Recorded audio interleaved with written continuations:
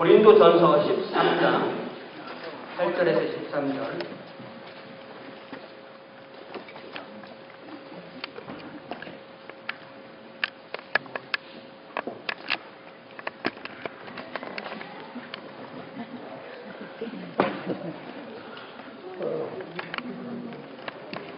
함께 읽습니다. 시작.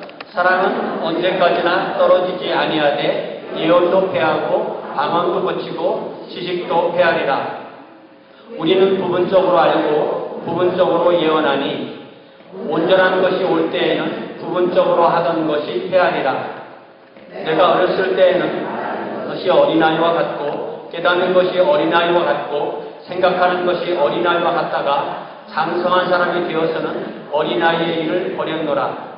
우리가 지금은 거울로 보는 것 같이 희미하나 그때에는 얼굴과 얼굴을 대하여 볼 것이요 지금은 내가 부분적으로 하나 그때에는 주께서 나를 아신 것 같이 내가 온전히 알리라. 그런즉 믿음, 소망, 사랑 이 세 가지는 항상 있을 것인데 그 중에 제일은 사랑이라. 아멘. 잘 읽으시기 바랍니다. 우리가 신약성경을 읽어보면요, 예수님께서 이 세상에 오셔서 사역을 시작하시면서 처음으로 그 입에서 딱 하신 말씀이 회개하라, 하나님의 왕국이 왔다.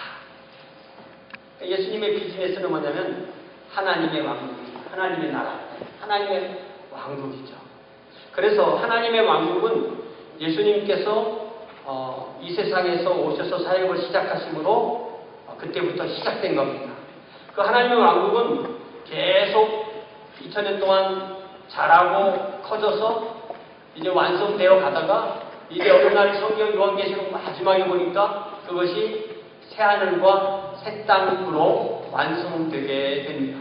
그래서 이 하나님의 왕국을 연구하는 분들이 쓴 많은 책들을 보면 하나님의 왕국을 설명하는 중요한 두 개의 부사가 있는데요. 그 부사가 바로 뭐냐면은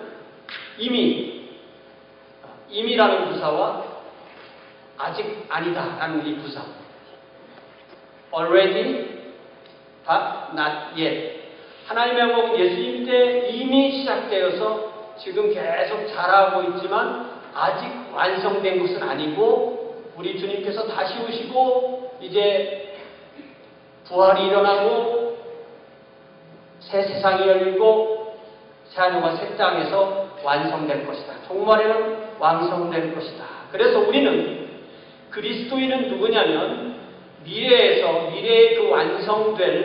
완성되는 그 하나님의 왕국이 현실의 삶에 우리의 삶에 침투해 들어온 그 하나님의 왕국을 누리며 사는 사람들이 바로 그리스도인이다. 이렇게 정의할 수 있습니다. 자, 그러면 하나님의 왕국은 어디에 있습니까? 미국이 어디 있는지 한국이 어디 있는지 잘 알죠 우리가. 그런데 하나님의 왕국은 어디에 있습니까? 바리새인들도 한때는 예수님께 하나님의 왕국이 어디에 있습니까? 하나님의 왕국이 어떻게 임합니까? 이렇게 물어본 적이 있습니다. 하나님의 왕국은 세상의 왕국과 이렇게 비슷한 점도 있지만 대조되는 부분이 있습니다. 세상의 왕국은 누가 왕이에요? 인간의 왕이죠. 영년방 그러면 거기에 왕이 있어요. 그죠? 지금 여자가 왕인데 영년방 거기 그 왕국이거든요. 킹돔이라는 왕이 있고 또 그 왕이 지배하는 그 백성이 있고 그들이 자신들의 영토라고 딱 정해놓은 그 영토가 있고 그 영토를 점유하는 것이 세상의 왕국입니다. 그러면 하나님의 왕국은 하나님이 왕이시고 또 우리가 인간인 하나님의 자녀들이 백성이고 그럼 영토는 어딜까요? 하나님의 왕국의 영토는 어딜까요? 하나님의 왕국의 영토는 하나님을 왕으로 인정하는 사람들 사이 두세 사람이 내 이름으로 예수님의 이름으로 모인 그 among you, the kingdom of God is among you 이렇게 됐어요. 너희들 그 사이에 있다 이렇게 말씀하셨어요. 그렇기 때문에 하나님의 백성이 있는 그곳에 하나님의 백성이 모여서 하나님의 백성이 하나님의 이름으로 예배하고 함께 함께 모여 공동체를 이룰 때 하나님을 믿는 사람이 예수님을 구주와 주님으로 믿고 따르는 사람이 최소한 2사람 이상이 모이는 그곳에 하나님의 왕국도 함께 있습니다. 결국 교회는 무엇이냐면 교회는 하나님의 왕국을 미리 맛보는 공동체가 바로 교회입니다. 하나님의 왕국이 미래에 완성될 것인데 그 하나님의 왕국을 지금 맛보는 거예요. 근데 만약에 우리가 하나님의 왕국을 맛보는 것이 교회라면 그 하나님의 왕국의 맛이 뭘까요? 어떤 맛일까요?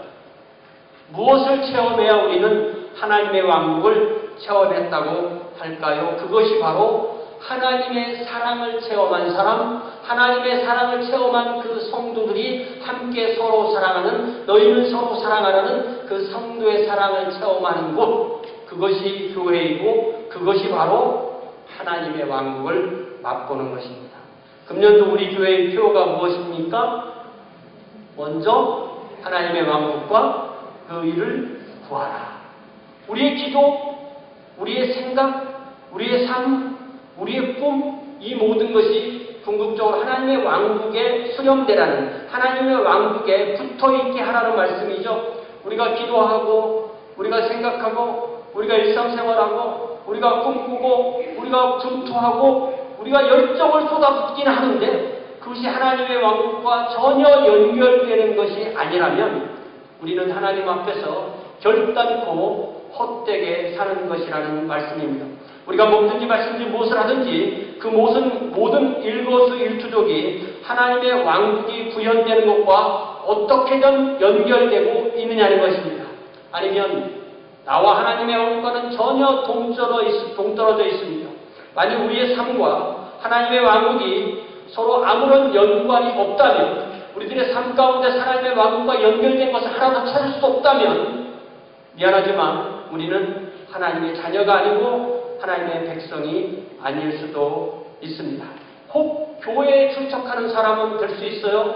혹 성경을 읽는 사람은 될 수 있어요. 혹 기도를 하는 사람은 될 수 있어요. 혹 찬송도 하는 사람은 될 수 있어요. 혹 설교하는 사람은 될 수 있지만 그 사람이 하는 모든 것이 하나님의 왕국과 아무런 연관이 없다면 그는 하나님의 자녀도 아니고 하나님의 백성도 아닐 수가 있다는 것입니다.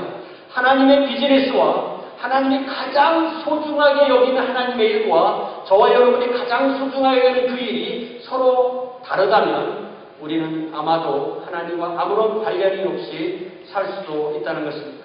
사도 바울은요, 이 고린도 교회에 편지를 보내면서 고린도 교회가 참 모든 것이 풍성한 교회라는 것, 그걸 참 칭찬을 했죠. 그런데 문제는 고린도 교회는 풍성했는데, 은사가 풍성했는데 그 풍성한 거 가지고 무엇을 썼냐면 자기 자랑하는 데 썼어요. 자랑하니까 혼란스럽죠. 그러니까 분열되죠. 세상 앞에 부끄럽죠. 교회는 헛된 공동체가 되고 말았습니다. 사도 바울은 이 고린도 교회, 고린도 전서라는 처방전을 써주면서 모든 증상에 맞는 그 처방전을 다 써주다가 그 모든 질병을 한 번에 다 고칠 수 있는, 모든 병을 치료할 수 있는 만병통치약 처방전을 써줬는데 그것이 바로 뭐예요? 사랑입니다. 그것이 바로 사랑입니다. 사랑은 모든 질병을 치유하는 약입니다. 하나님께로부터 오는 사랑이라는 은사, 선물을 구하여 받을 때 나머지 모든 은사가 그때부터 제 역할을 하게 되어 있다는 것입니다. 저와 여러분 어떻습니까? 우리 교회 어떻습니까? 우리 교회 사랑이 있습니까? 저는 이 질문할 때 얼마나 떨리는지 몰라요. 제 스스로. 우리 안에 사랑이 있습니까? 우리 교회에 사랑이 있습니까? 사랑이 있을 때 나머지 모든 은사가 제 역할을 한다고 하였습니다.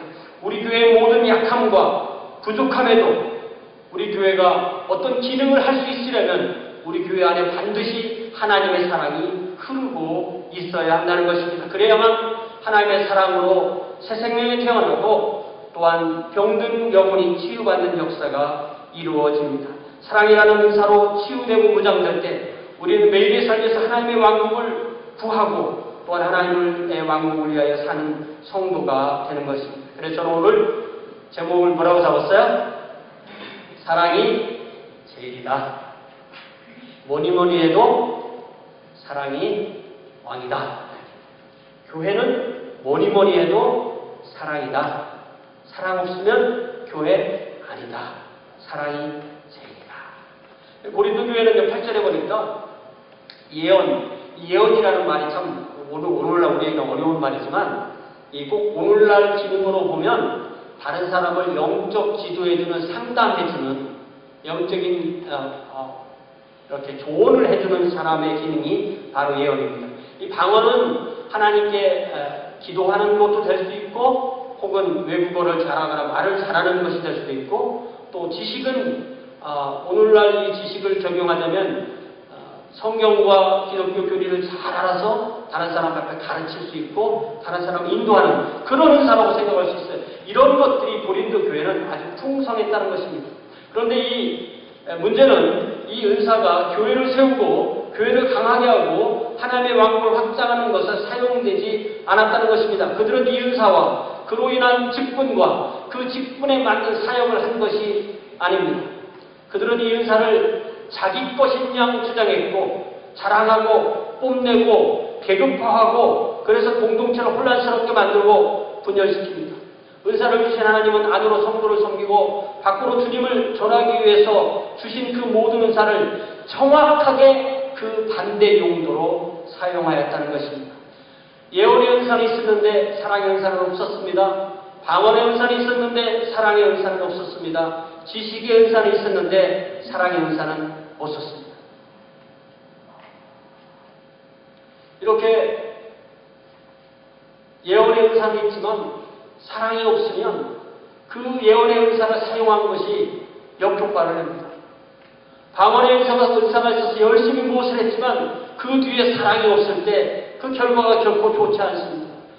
지식의 은사가 있어서 열심히 설교하고 열심히 가르치고 열심히 성경을 가르쳤지만 오히려 공동체는 더 혼란스럽게 되고 교회 밖의 사람들에게는 오히려 오해만 받고 그리하여서 이런 사랑이 없이 사용되는 이런 은사들은 정서적으로 아무런 동질감을 얻지 못하는 그런 결과를 낳고야 마는 것입니다. 사랑하는 성도 여러분, 모든 것은 사랑으로 시작되어서 사랑으로 유지되고 사랑으로 끝나가야 되는 것입니다. 우리의 영혼이 영원하고 우리의 영혼이 영원하고 하나님 앞에서 육체를 벗고 또 계속 하나님을 섬길 것이지만 어느 날 또 우리가 부활한 몸을 받아서 새로운 땅에서 영원히 하나님을 섬길 것이지만 우리가 주님을 만날 그때부터 오늘까지 앞으로 또 주님 앞에 가서 부활의 몸을 입고 새하늘 갔을 때까지 우리에게 항상 필요한 것이 있는데 그것을 뭐라고 하냐면 사랑이라고 합니다. 사랑은 우리를 살아있게 하고 우리를 움직이게 하고 우리를 앞으로 나아가게 하고 우리를 원수와 대적해서 싸우게 하는 힘이 됩니다. 그러므로 사랑은 결코 실패하지 않습니다. 사랑은 언제까지 떨어지지 않는다는 저 말은 사랑은 퇴짜를 맞지 않습니다. 사랑은 중간에 끝나지 않습니다. 사랑은 중간에 패배하지 않습니다. 그런 의미입니다. 자신은 하나님이 주신 예언의 은사를 사용해서 다른 성도를 상담하고 조언하였다고 하였지만 그 안에 사랑이 없다면 그 결과는 철저하게 실패할 수밖에 없습니다. 자신은 하나님이 주신 은사인 방언을 사용하였고 또 새로운 언어를 사용하였다고 하였지만 그래서 결국 나름대로 사용을 했지만 그 안에 사랑이 없다면 결국은 자기 과시에 지나지 않게 될 수밖에 없습니다. 자신은 하나님이 주신 은사인 지식의 은사를 사용해서 교리를 가르치고 역사를 가르치고 성경을 가르치고 그렇게 했다고 하지만 그 결과는 아무런 열매가 없는 허무한 것으로 끝날 수밖에 없습니다. 여러분 오해하지 마십시오. 예언의 은사, 사람을 도와주는 조언 필요합니다. 방언의 은사, 외국어도 잘하고 말도 잘하는 은사 필요합니다. 기도도 잘하는 은사 필요합니다. 지식의 은사도 역시 가르치고 설교하고 필요합니다. 그러나 그것이 사랑이 없다면 그것은 아무런 역할을 할 수가 없다는 것입니다. 사랑이 있는 예언, 사랑이 있는 방언, 사랑이 있는 지식으로라는 사용만이 아름다운 열매를 맺고 하나님 앞에서 하나님이 받으시는 결과를 만들어냅니다. 그래서 사도 바울은 9절에서 계속해서 우리는 부분적으로 알고 부분적으로 예언합니다. 우리의 예언이나 우리의 지식이나 우리의 언어라는 모든 것은 사랑이 없을 때에는 불완전하고 부분적인 것에 지나지 않는다고 말합니다. 물론 다 아는 사람도 없고 다 예언할 수 있는 사람도 없고 모든 지식을 갖춘 사람도 없고 모든 외국어를 다 능통한 사람도 없습니다. 우리의 이런 부분적인 것, 불완전한 것을 온전하게 만드는 그것이 바로 사랑입니다. 10절 말씀 보여주십시오. 10절에 보니까 뭐라고 되어 있어요? 온전한 것이 올 때는 부분적으로 하던 것이 패하리라. 온전한 것이 뭐예요? 사랑입니다. 사랑으로 무엇을 하는 거예요? 부분적인 것은 뭐예요? 무엇인가를 하지만 사랑이 없는 것. 예언이나 방언이나 지식만 있는 것, 그 안에 사랑이 없는 것. 사랑이 있을 때 예언이나 방언이나 지식은 필요한 것입니다. 그러나 사랑이 없을 때는 그것은 아무런 역할도 할 수가 없습니다. 사랑이 없다면 이 모든 것이 쓸모가 없는 것이 될 것입니다. 그러므로 우리가 하는 모든 일이 사랑으로 되기를 기도합시다. 사랑으로 무엇인가를 할 때, 사랑으로 가르칠 때, 사랑으로 조언할 때, 사랑으로 도와줄 때, 사랑으로 기도해 줄 때 하나님이 받으시는 열매가 맺어지게 되는 것입니다. 하나님의 받으심으로 비록 내가 하는 것이 불완전할지라도 성령의 열매가 열리며 온전한 열매가 열리게 되는 것입니다. 내 안에 내 남편, 내 자식이 세상에서 가장 예쁘고 가장 능력 있고 가장 사랑스러운 것이 아니라니까요. 그런데 사랑이 있으면 내 남편, 내 아내, 내 자식이 세상에서 가장 사랑스러운 존재, 가장 고귀한 존재, 가장 소중한 존재, 가장 멋진 존재로 바뀌게 되는 것입니다. 그것이 바로 사랑이 온전치 않은 능력입니다. 사랑이 있을 때 비록 나에게는 가장 세상의 가치관으로 볼 때는 가장 온전한 것이 아닌데 나에게 가장 온전한 존재가 됩니다. 그래서 사랑은 불완전한 모든 것을 완전한 존재로 만들어주는 묘약이 되는 것입니다. 여러분 제가 평소에 고등학교 수준의 생물 공부를 좀 하거든요. 그냥 상식선에서. 근데 이 모든 살아있는 생명체 안에서 생명체의 그 세포 안에서 어떤 화학 반응이 일어나려면 화학물질 A, 화학물질 B가 딱 만나려면 이 화학 반응이 딱 일어나도록 해주는 걸 뭐라고 부르냐면 그거를 효소라고 불러요. 효소. 그래서 사람 몸에 효소가 얼마나 많은 다른 효소들이 있는지 몰라요. 몇만 가지가 있어요. 그러니까 다 단백질로 이루어진 것인데 그 모든 것이 이 화학 반응이 효소가 없으면 둘이 있어도 아무 일이 안 일어나는 거예요. 천년만년 전에도 아무 일이 안 일어나요. 그러나 효소가 딱 있으면 그 반응이 딱 일어나서 생명의 현상이 이루어지는 거예요. 저는 이 사랑을 바로 하나님의 교회에서 하나님의 자녀들 사이에 어떤 이러한 하나님의 사역이 이루어지게 하는 그런 영적인 효소라고 그렇게 부르고 싶습니다. 예언이나 방언이나 지식이나 그 어떠한 은사가 우리 사이에 그 어떠한 온전한 역할을 하기 위해서는 바로 사랑이라는 효소가 있어야만 하는 것입니다. 예를 들자면요. 여러분 아내가 밥을 했는데 쌀이 99%인데 돌이 1%예요. 그러면 그게 돌밥이에요, 쌀밥이에요? 네? 돌밥입니까, 쌀밥입니까?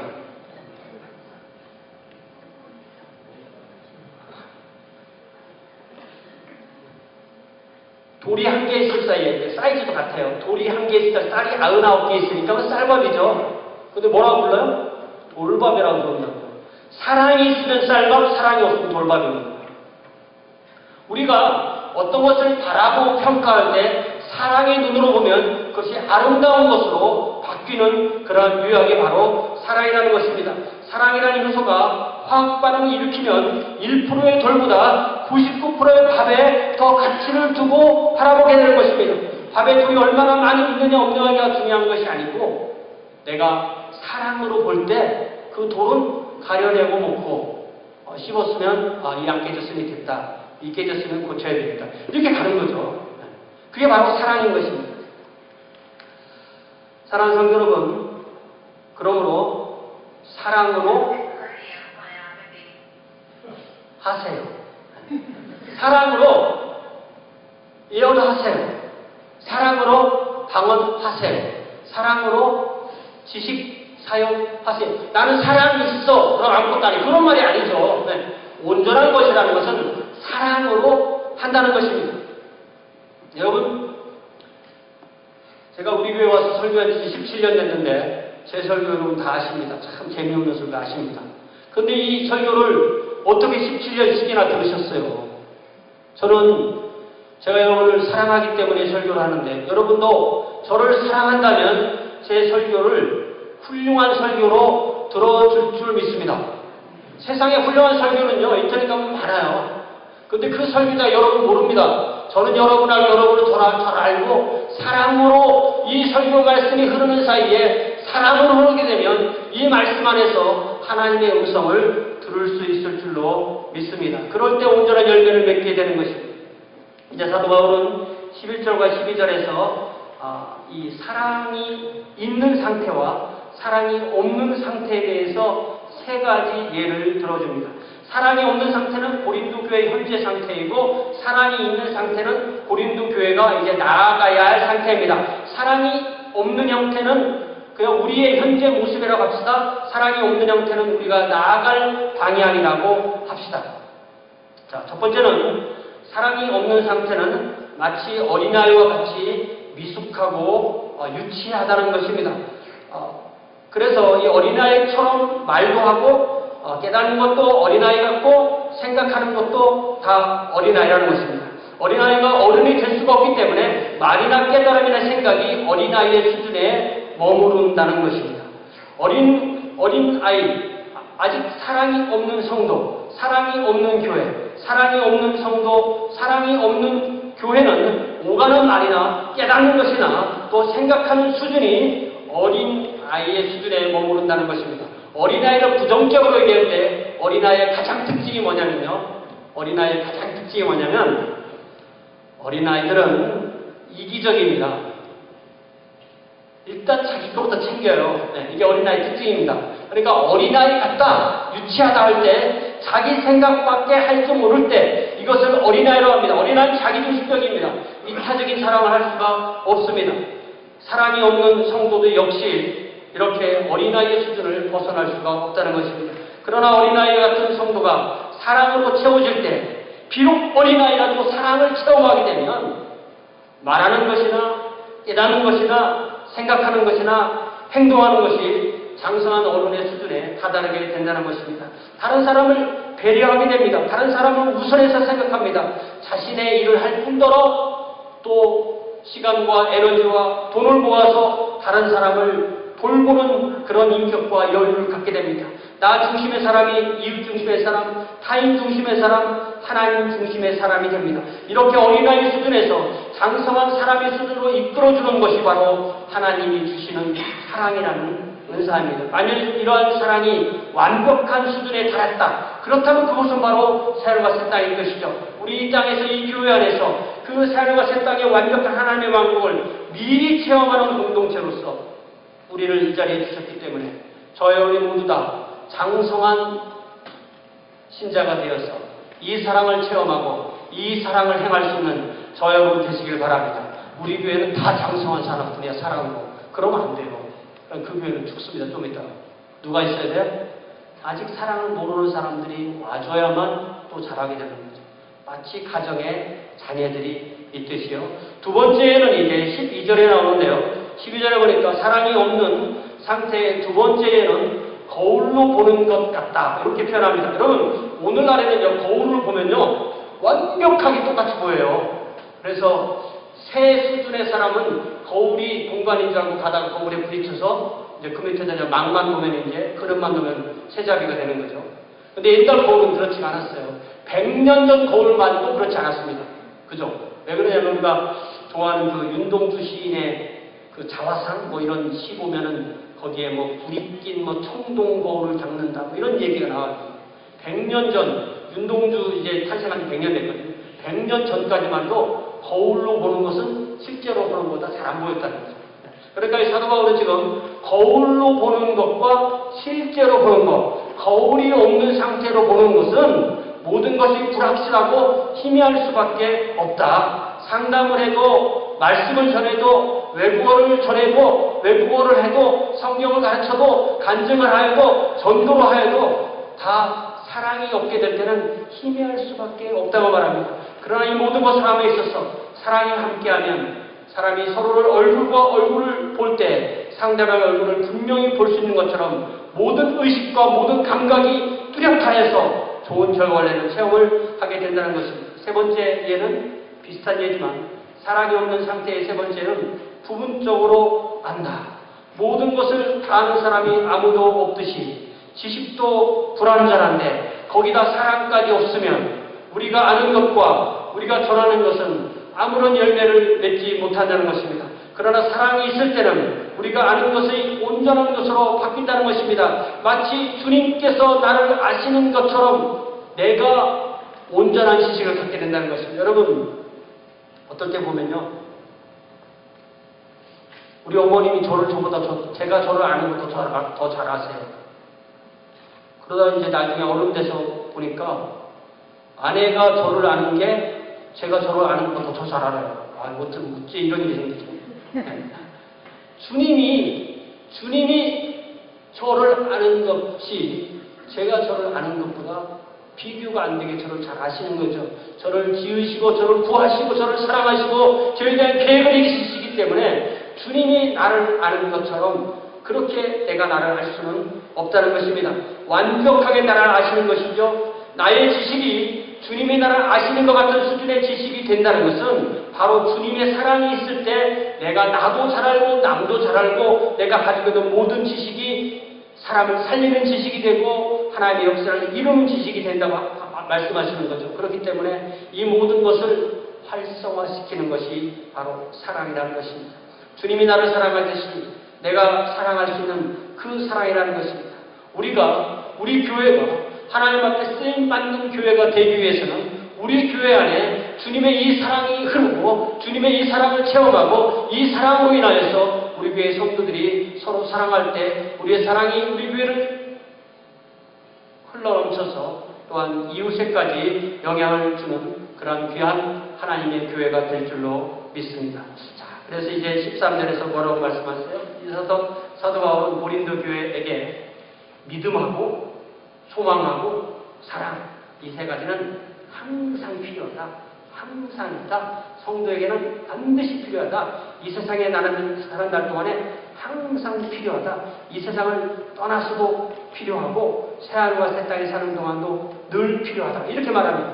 그럼 예를 들면 믿음이 뭘까요? 믿음은 예수님을 나의 구주와 주님으로 믿고 주님을 따라가는 그런 걸 믿음이라고 말하죠. 소망은 무엇입니까? 우리가 지금 현재 이 모습이지만 주님을 어느 날 우리의 육체를 먹고 만날 것을 기대하고 또한 우리의 몸이 부활의 몸을 입을 것을 소망하고 결국 우리가 새하늘과 새 땅에서 주님과 함께 살게 되는 이 소망이라는 건 무엇이냐면 미래에서 현재에 있는 우리를 끌어갈 수 있는 그런 힘을 소망이라고 그렇게 말씀하십니다. 이 소망으로 인하여서 그렇기 때문에 우리는 하루하루를 살 힘을 얻게 되는 것입니다. 그러면 사랑은 무엇입니까?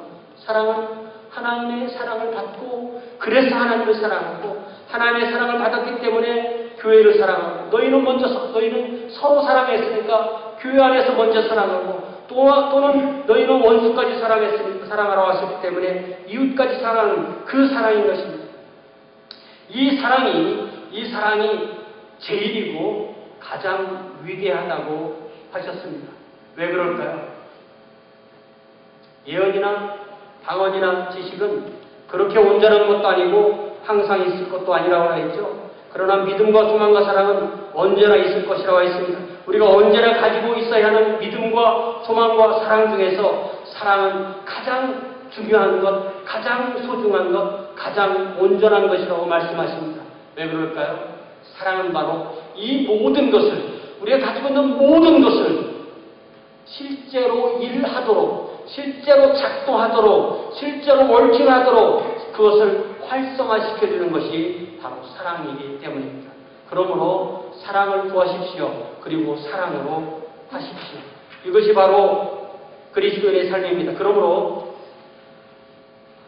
여러분, 우리가 초등학교 때 기독교라는 말을, 저는 교회를 안 다녔었으니까 참 기독교란 말을 배울 때, 예수라는 말을 처음 배울 때 제일 먼저 만난 단어가 사랑입니다. 기독교는 사랑의 전부다. 예수는 사랑을 전도해요. 이렇게 초등학교 교과서에 써 있었어요. 교회를 안 나가는데도 기억을 합니다. 그렇기 때문에 교회는 뭐냐? 그리스도교는 뭐냐? 우리는 사랑주의를 믿는 것입니다. 사랑이 없으면 아무것도 아니라는 것을 믿는 것입니다. 사랑이 있을 때 이 모든 것이 제 기능과 역할을 한다는 것을 믿는 것입니다. 그러면 우리는 하나님의 왕국을 위하여 구하고 또 하나님의 왕국을 위해서 기도하고 살 때 우리 내 자신이 하나님, 제가 무엇보다도 하나님의 사랑이 하나님이 주시는 은사로 제가 구비되게 해주세요. 제가 무엇을 하든 그 뒤에는 나를 밀어주는 그것은 바로 사랑이게 해주세요. 이렇게 기도하시기 바랍니다.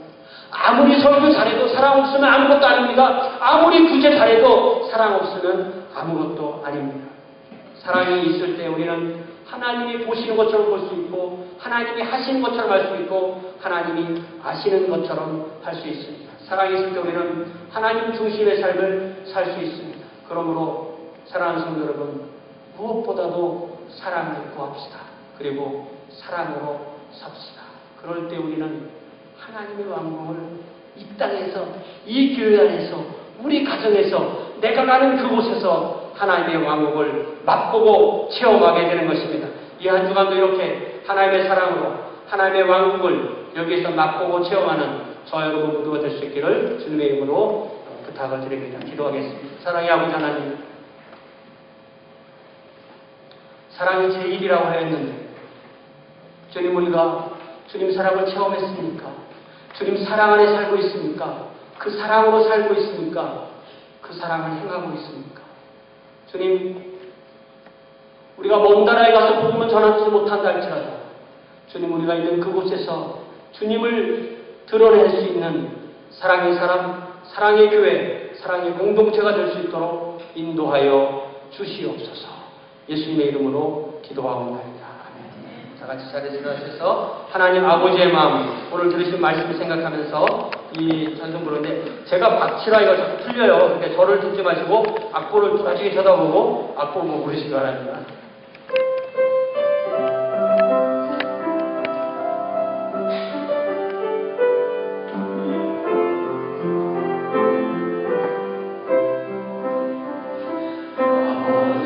당신의 마음이 있는 곳에 나의 마음이 있기를 원해요.